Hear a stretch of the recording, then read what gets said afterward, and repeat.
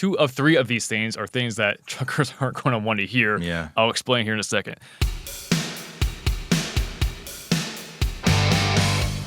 Thanks, Mark. Scott here, joined by Tyson Fisher right there. Tyson, thanks for being here. Right over here. Yeah, thanks for having me, man.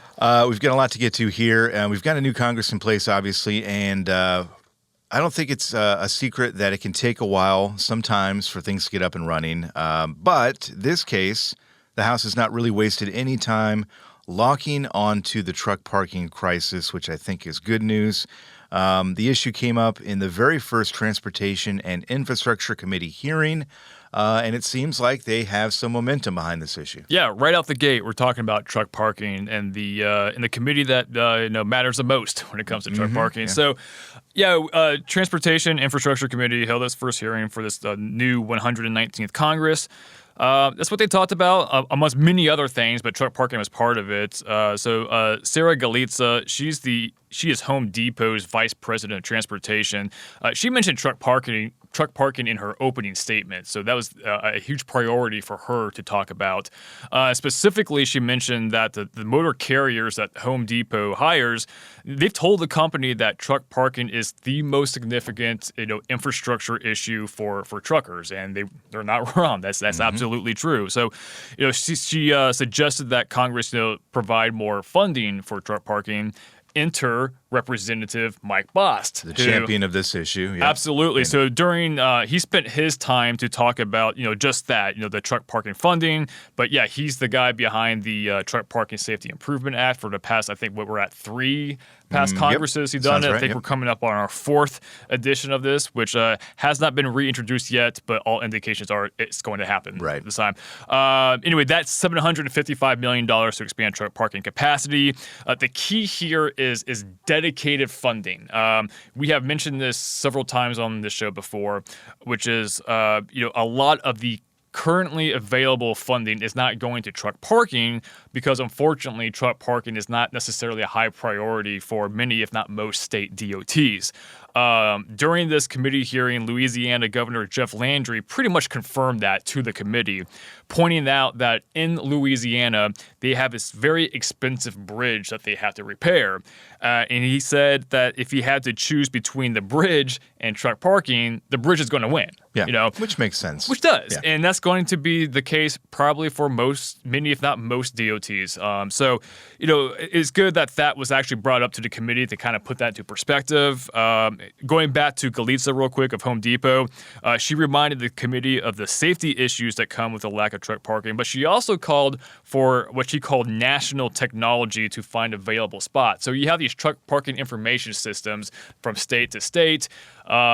Those states have their own apps and own websites for that. There's no centralized national database. It's a patchwork kind of It is. System, and so you would have to have, when you're traveling interstate, you would have to have multiple apps that you would have to switch over each time you cross state lines. She kind of was like, it'd be kind of nice if we had just one app to do that. And so hopefully, they take that into consideration because I think that would be a pretty great idea to have. Yeah, for sure. Yeah, it's encouraging that this conversation is being had, I think, and we've seen a lot of momentum. I know you certainly have over recent years on this issue, awareness, actually trying to figure out a way to go about doing what we all know needs to be done, which is increasing truck parking nationwide. The question, many questions, but one that you raised there too is just how you're going to pay for all of this. And we talked about the Truck Parking Safety Improvement Act, which would be, $755 million over 3 years. We do anticipate that being reintroduced here. I know one thing being discussed, too, is the solvency of the Highway Trust Fund. That's a big talking point, kind of woven into this conversation as well, along with those legislative solutions that are out there. That's going to be the big question moving forward here. You kind of alluded to it there, but those conversations are always being had, and I'm not sure anybody necessarily has one answer that they can land on, right? No, they don't, and you're right. That's going to be the conversation that we're going to be hearing a lot about for the next several months, probably for the rest of the year, if not longer. But with that said, a week after the Transportation and Infrastructure Committee hearing, the Highways and Transit Subcommittee had their first meeting again a week after, and again, truck parking was brought up. Part of that conversation you're talking about with funding and whatnot. Right. This time again, Mike Bost steps up to the plate, asks about truck parking funding. He asked Jim Tyman, who's the executive director of the American Association of State Highway and Transportation Officials, if the states would use that money.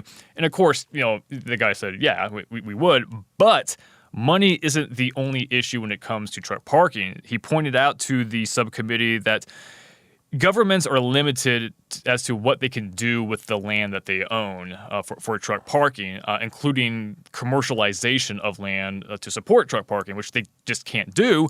So he kind of hinted at the idea that maybe perhaps we loosen up some of those regulations, to which Mike Bost seemed interested in, to look into.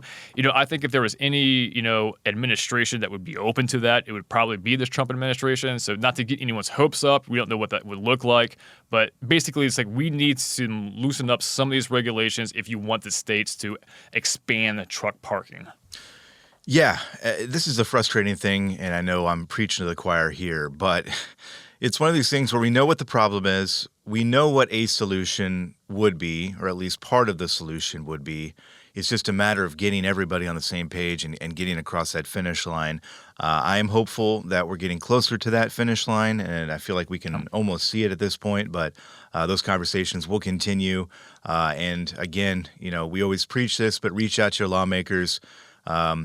Develop that relationship and let them know, how big a problem this is for not just you, but for everybody out there and the supply chain at large. Let's turn our focus rather to the state level of things here. We've had a few state lawmakers in a few states start the year by introducing truck parking bills. They're pretty ambitious for the most part, but again, also an encouraging sign that we've got states looking at this issue. Yeah, absolutely. So Landline State Legislative Editor Keith Goebel, he's been following state legislation very closely, found 3 states addressing truck parking through legislation. Now, two of three of these things are things that truckers aren't going to want to hear. Yeah. I'll explain here in a second. Pennsylvania, what's happening over there? There's a non-binding resolution directing a commission to conduct a thorough and comprehensive study of truck parking, which would provide recommendations for achieving adequate parking in the state. Yes, it's a study. I know that's not what we want to hear. Yes.